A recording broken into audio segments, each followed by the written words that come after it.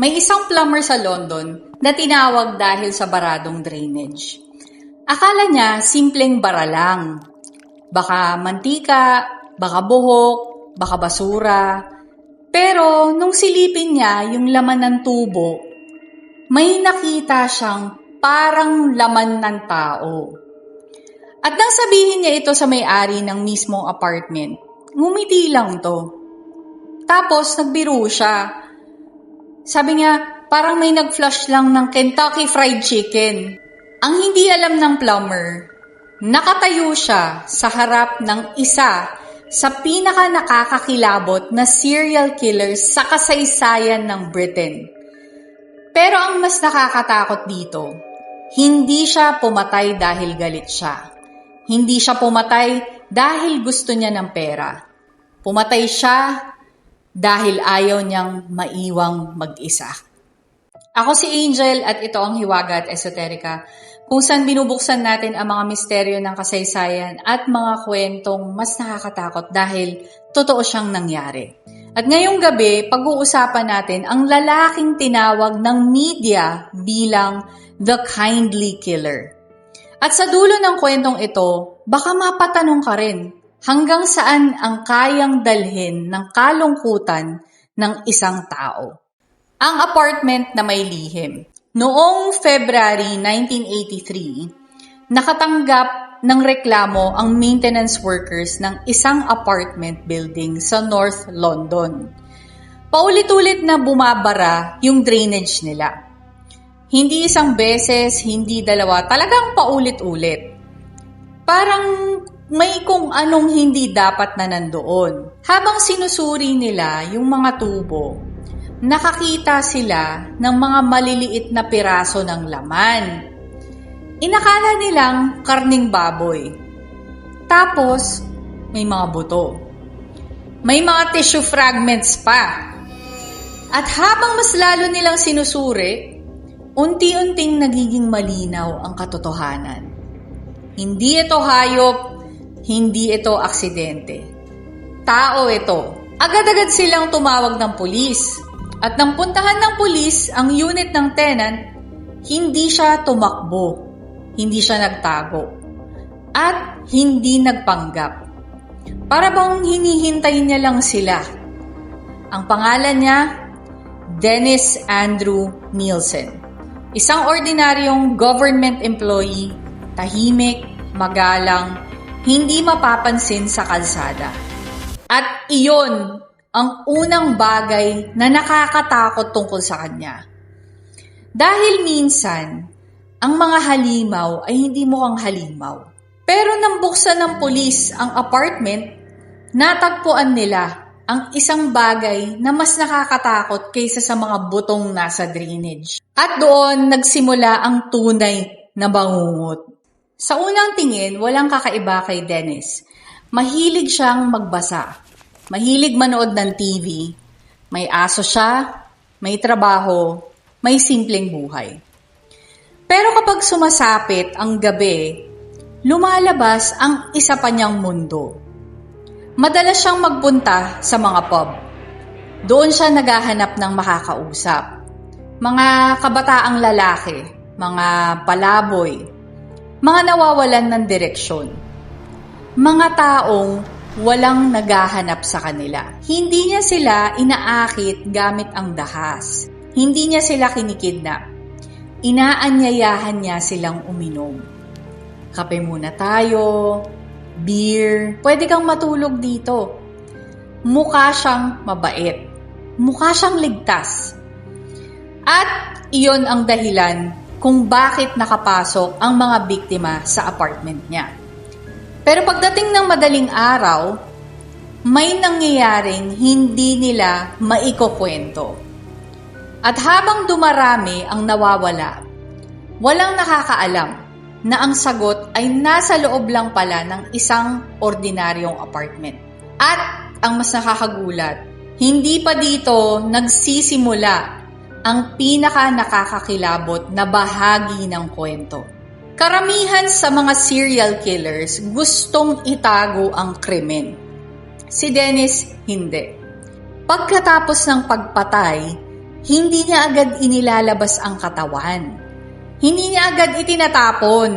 Minsan, tumatambay pa to dun sa apartment ng ilang araw. Nakakaloka. Minsan, ilang linggo pa. Minsan, ilang buwan.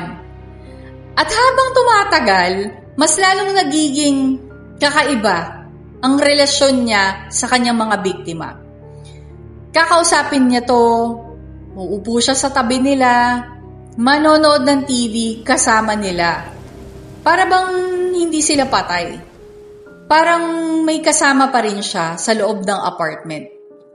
Parang ayaw niyang tanggapin na wala na sila. At dito, nagsisimulang magtanong ang mga psychologists. Pumatay ba siya dahil gusto niyang pumatay? O pumatay siya dahil hindi niya kayang magpaalam sa ibang tao? At para maintindihan iyon, kailangan natin bumalik, malayo, sa isang batang lalaki sa Scotland na unang nakaranas ng pagkawala. Isa sa pinakamahalagang tao sa buhay ni Dennis, ang kanyang lolo. Tahimik, mapagmahal, isang taong nagbibigay ng seguridad sa kanya. Pero isang araw, namatay yung lolo niya. At bilang bata, pinakita sa kanya ang bangkay nito. Maraming eksperto ang naniniwalang ito ang isa sa mga unang sandaling nagdikit sa isip niya. Ang dalawang konsepto, pagmamahal at kamatayan. Kapag buhay ang tao, umaalis. Kapag namamatay, nananatili. At maaaring dito nagsimulang mabuo ang isang ideyang hindi na kailanman nabitawan. Na ang pagkawala ay mas masakit kaysa sa kamatayan. Pero ang susunod na mangyayari sa buhay ni Dennis ang magtutulak sa kanya mula sa pagiging malungkot na tao patungo sa pagiging isa sa pinaka-nakakakilabot na serial killers ng Britain. Noong tumanda na si Dennis, nahirapan siyang bumuo ng malalim na relasyon. Takot siyang iwanan, takot siyang i-reject, takot siyang piliin. At habang lumalala ang kalungkutan niya, lumala rin yung pag-inom niya. Unti-unting lumaki ang mundo ng pantasya niya. Isang mundo na kung saan walang umaalis, walang nakikipaghiwalay, walang nagsasabing ayoko na. At sa mundong yun, siya ang may control. Pero ang problema sa pantasya, darating ang araw na susubukan mo itong gawing realidad. At iyon ang araw na nagsimulang mamatay ang mga tao. So dito, nagkakaisa ang maraming profilers. Hindi dahil sa pera, hindi rin dahil sa fame o popularidad, hindi din sadism.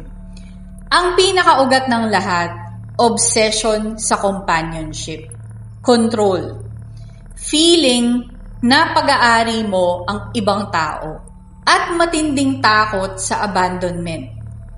Sa isip ni Dennis, ang patay ay hindi umaalis, hindi tumatanggi, hindi nangiiwan. At doon nagsimula ang kanyang pinakadelikadong paniniwala na ang presence ay mas mahalaga kaysa sa kalayaan. Pero kahit gaano katagal mong itago ang isang sikreto, darating at darating ang oras na mabubunyag din ito. At para kay Dennis, isang drainage pipe ang nagsabi ng totoo. So, balikan natin ngayon yung simula. Sa plumber, sa drainage, sa mga pira-pirasong laman sa apartment. Sa lalaking hindi man lang nagtangkang tumakas. Doon natapos ang 5 taon ng bangungot. 12 buhay pala ang napatunayang nawala. Marami ang naniniwalang maaaring mas marami pa daw ang naging biktima niya. At habang dinadala siya ng pulis, hindi siya sumisigaw, hindi siya nagdadrama, hindi siya nagdadahilan, at walang habulang naganap. Isang tahimik na lalaki lamang na tila ba alam na niya na matagal nang darating ang araw na ito. Usually, kapag pinag-uusapan natin ang mga serial killers, madalas gusto nating isipin na sila ay parang ibang klaseng nilalang o kaya mga baliw sila. Pero minsan, ang mas nakakatakot na tanong ay ito. Ano ang mangyayari kapag ang sobrang kalungkutan, depression, at isolation ay hindi agad naagapan? So, isip-isip muna. Talagang importante yung state ng mental well-being mo. Alam ko maraming nagsasabi dyan na iba na, mental health. Ngayon lang nauso yan. Pero may katotohanan siya, no? Kapag pinabayaan kasi natin, mamaya-maya o kalaunan, hindi natin nare-realize na nagmamanifest na pala yung mga simptomas ng depression natin, nung kalungkutan natin, pati na rin nung isolation natin sa ibang paraan. Maghanap ka ng isang tao or ng tao na alam mong hindi ka i-judge for feeling that way. And yung kaibigan mo na alam mong susuportahan ka at papakinggan ka. Kasi minsan ganun lang yun eh. Kailangan mo lang ng kausap. Kapag ang pagnanais na mahalin tayo, napalitan ng pagnanais na kontrolin ang ibang tao. Kapag ang takot na maiwan tayo ay mas naging mahalaga kaysa sa buhay ng ibang tao. Hindi lahat ng taong nag-iisa ay automatic nang nagiging halimaw ha. Huwag niyo akong i-misquote doon. Huwag niyo akong i-misunderstand doon. Malayo doon yung katotohanan. Pero ipinapakita ng kwento ni Dennis Nielsen na ang mga sugat na hindi agad-agad na hinaharap, minsan ay lumalaki sa paraang hindi nating inaasahan. Ngayon, palaisipan. Kayo ba? Anong sa tingin ninyo ang pinaka nakakakilabot dito sa bahagi ng kwento na to? Yung krimen ba niya na may finlash siya dun sa drainage pipe ng CR niya? O ang dahilan kung bakit niya ginawa ang mga yun? Pwede nyo ibahagi yung opinion nyo sa comments. I read everything. At kung trip mo pang makarinig ng ganitong klaseng mga dark tales, true crime stories, at mga misteryosong storya, subscribe to Hiwaga at Esoterica. At sa susunod nating kwento, bebiyahe tayo sa Victorian era ulit. Sa mas lumang panahon, isang lungsod na nababalot ng usok at hamog, mga makikitid na eskinita, at isang aninong hindi kailanman tunay na nakilala.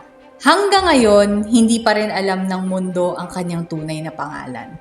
See you next time. Bye for now.